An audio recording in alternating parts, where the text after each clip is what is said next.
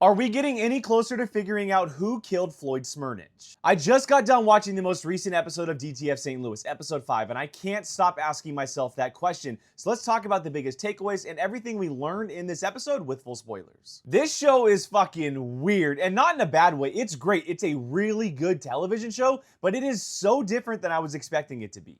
The things that it is continuously throwing at us every single week has my jaw hitting the floor on a regular basis. Now, there was a lot that went down in this episode, but going back to that original question at the beginning of the video, what did we learn about the death of Floyd Smurnage? We've gathered the evidence, we've theorized about a couple of different characters that could be responsible for his death, and even though I may not be on board with this choice or may not believe it at this moment, every single piece of evidence is pointing directly at his wife, Carol. For the record, I am on board for this being some sort of red herring or bait and switch. It's just too easy of a choice. But going by the facts that the show is giving us, everything is leading directly to her.